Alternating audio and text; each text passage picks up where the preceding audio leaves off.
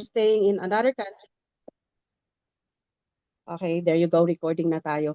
And nasa networking industry siya for how many years? Ibig sabihin, ang dami po niyang experience sa mga MLM or let's just say networking industry. Marami po siyang experience. And sa mga platforms na nasalihan niya, he is very proud saying sa atin, sinasabi lagi sa atin na he is very proud, sinasabi na sa tag market talaga siya happy. And as we can always say, he is also one of the leaders na nabigyan ng chance na makita ang ating mga CEO or mga leaders sa Dubai. And I'm very happy to introduce him, our presenter for today, no other than Coach Eddie. Coach Eddie, please. Ayun, so thank you Ma'am Ma'am Risa sa sa pagtatandim natin at yun nga para naman hindi lagi napapagod si Ma'am Glo kasi siya rin po yung nag-host doon sa Hello po. kanilang Is team. our audio po okay? Pa-type nga po yung audio if our audio is okay. Ayan. So, okay naman po. Ayan. So, okay po. At ngayon po, gabing ito ay napaka-importante na ating pag-uusapan. Gawa ng yung inaantay po natin na VIX card ay finally na-launch na po yan kahapon. So nung kami nasa Dubai ay isa na lang po yung kailangan para po siya ma-launch yung pong ma-download sa Apple kasi doon sa Google Store o sa Play Store ay okay na siya. So yung finally dumating na yung moment na tayo ay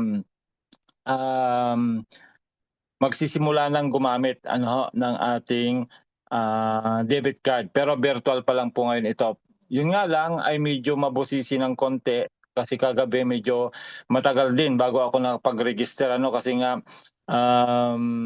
inantay ko muna yung step by step, although in-announce na kahapon doon sa aming GC ng mga leader. Pero yun nga, nagpadala si Sir Raj sa akin ng step by step at yun po yung pinost ko kagabi. Pero paggabi na po yun, kaya ginawa ko kaagad at nung una medyo nahirapan kasi nga dapat hindi tayo magkamali sa pagre-register. Why? Kasi nga po ay para hindi tayo magkamali na hindi masama yung network natin kasi ito po pag nakuha po natin yung QR code doon sa ating IB portal ay po siya nawala lang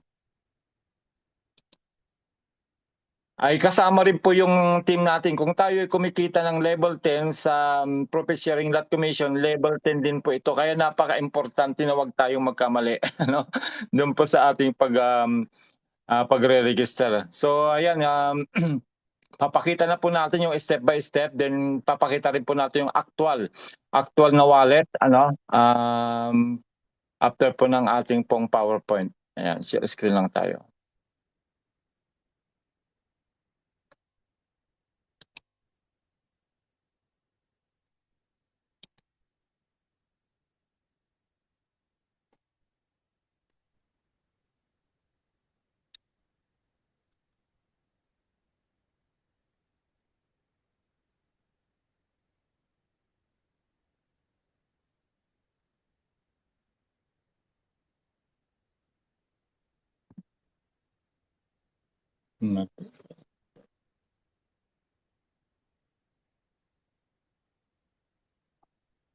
Ayan. So nakikita niyo na po yung screen, Ma'am Risa, Ma'am Glo, nakikita niyo na po? Yes, Yes, po. Coach. Ayan, hindi ko nga lang hindi ko lang po ma-download kasi nga dalawa kami ng anak kong gumagamit ng ngayon internet. Pero anyway, nakikita naman siya. So, ito na po yung ating hindi mataas. Wait lang. Ito na po yung ating introduction ng ating VIX card. Okay. I-scroll lang natin para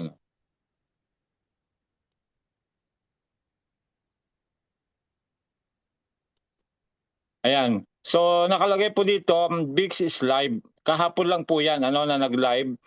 At ito na po yung step by step na ating gagawin para po tayo ay makaregister sa ating pong VIX. Ayan. So ang step 1, pwede nyo pong i-type. Ano ha? Naku, nawala. Lang ha. Nawala yung yung share screen natin.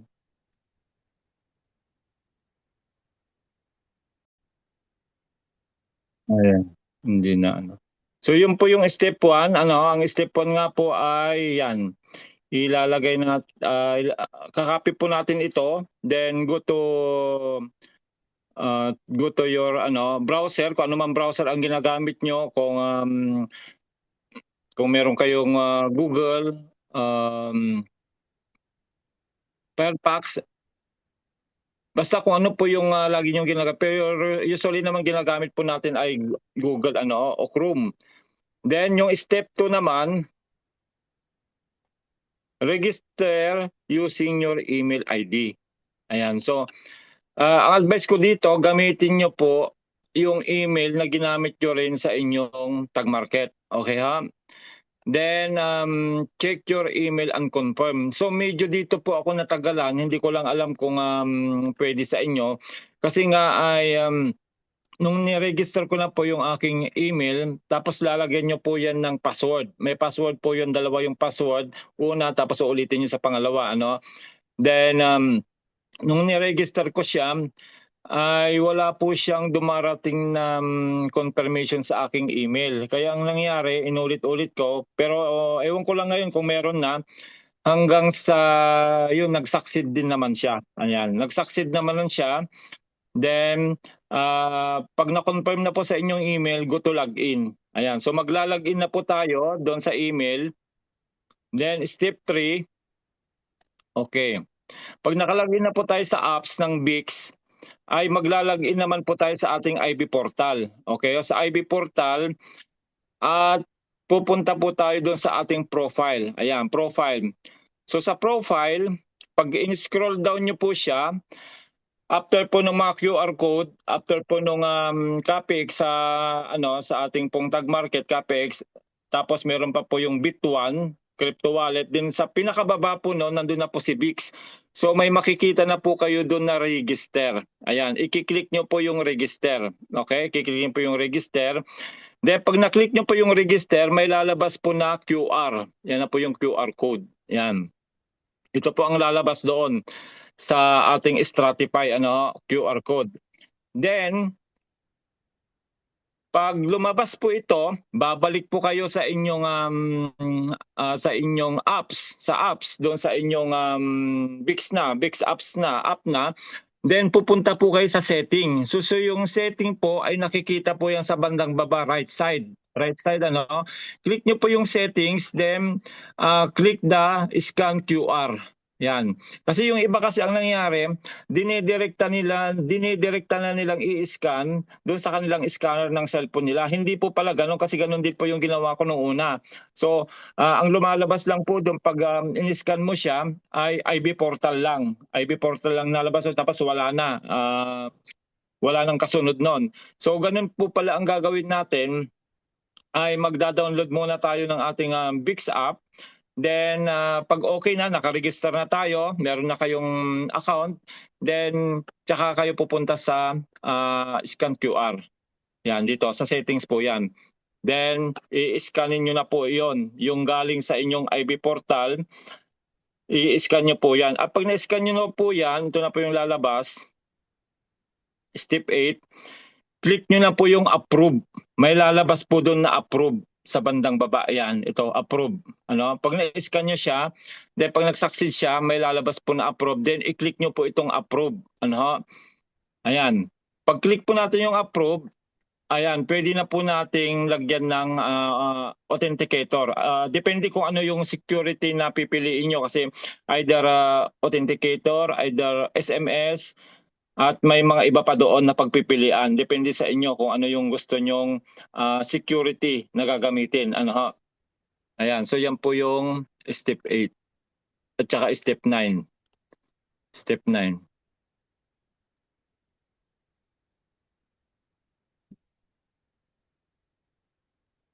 Yan, ito po yung napaka-importante po ito. Una, scan QR on Stratify IB portal using the Bixby app QR under settings only. Huwag nyo pong gagamitin ng direkta galing sa cellphone ninyo, yung scanner ng cellphone ninyo, huwag direkta.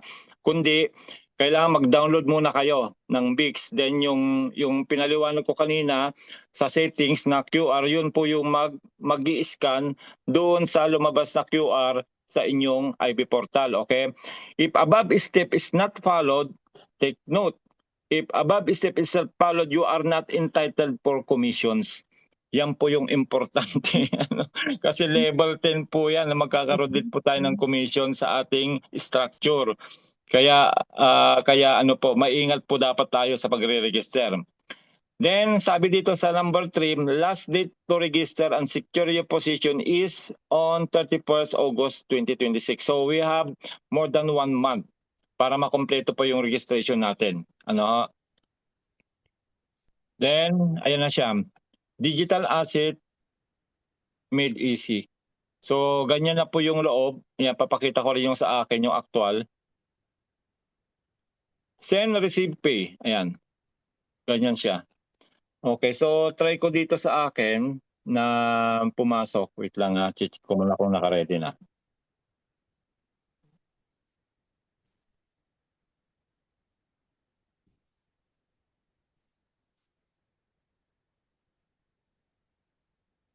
Ayan, naka-ready na.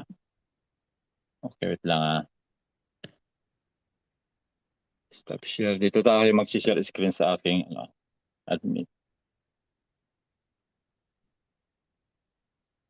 Stop share. Screen.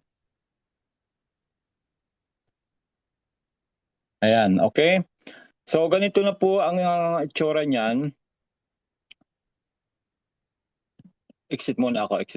Ayan, ganyan pang logo niya. Ayan, nakikita niyo po yung logo dito sa may pinakababa, right side. Yan yung logo na hanapin niyo pag kayo po magda-download sa Apple App Store o sa Google Play Store. Yan po yung logo na hanapin niyo. Yung kulay green na yan, na parang parang H ba? Then, pag natapos na po siya, ganyan na ang itsura niya. Okay? So, ganito lang ang itsura niya. At magki-KYC ka agad kayo. Hihingin nga agad na mag-KYC kayo. Magki-KYC kayo. At medyo mabusisi ng konti yung KYC kasi nung nag-register ako kagabi, wala po ang Italy. Okay? Wala po ang Italy doon sa unang step ng pagki-KYC. Walang Italy. So sa mga taga-Europe, pag wala po yung bansa, si Coach. kung wala po yung nasa Europe, sino po yung sasalita? Ayan. Okay lang po, nadidinig niyo po ako, Ma'am Risa, Ma'am Glo. Okay lang, nadidinig niyo pa rin ako? Yes po. Okay. So, yun po, nung ang natuklasan ko kagabi ay wala po ang Italy sa registration ng KYC doon sa document. So, ang ginawa ko po ay Philippines po. May Philippines po doon. May Canada rin yata nakita ko doon. So, Philippines po muna ang ikiklik natin tayong mga OFW, Philippines. Then, ang gagamitin po natin na document ay passport. Okay, passport. Then after that, pag na-download na natin yung ating passport, ay hihingin niya po yung selfie. Of course, may selfie po yan. Then after po nun ay may address. Doon na po sa Bixcard naman yon. Yung sinasabi ko, address ang hinihingi niya dito sa Bixcard. Ayan. KYC na rin po ako dito. KYC na rin po ako dito. May KYC din po pagkuha natin ng card. Pero makikita niyo po dito, insufficient balance, you need at least 9.99 allowed tokens to create a card. Dahil meron tayong 250, take note, lahat ng may mga 250 na na-deposit nung June at saka ng July, kailangan aantayin po natin yung voucher na ipapadala sa atin ng ating ng Tag Market through our email. At yun ang sabi sa amin, yung voucher na yun yung gagamitin natin dito para doon sa free 1 month subscription. Kaya hindi ko pa siya linalagyan.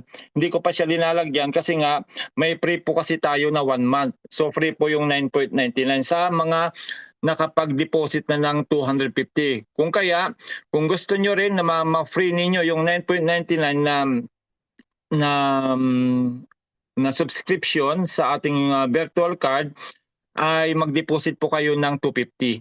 New deposit. Ang maganda po nun, pag nag-deposit kayo ng 250, hindi naman po yun yung hindi po yun yung kakaltasin para dito, hindi po. Kundi capital nyo na rin po yon sa inyong tag market na ititrade ni Sonic. Okay, oh? So parang yun lang po yung requirement na may new deposit tayong 250, old or new. Old or new po yan, na kailangan meron tayong yung deposit. So maaring tatapusin muna nila itong July sa lahat ng mga makakapag-deposit ng 250. Then after July, doon po siguro nila i-distribute yung mga voucher para po ay free na po tayo dito sa card, sa virtual card. So yan maliwanag po Huwag po muna natin lalagyan kasi sayang naman po yung ibibigay na voucher sa atin. Antayin po natin yung announcement nila sa Martes dahil sigurado ito yung pag-uusapan natin sa Tuesday sa ating pong English webinar. Okay?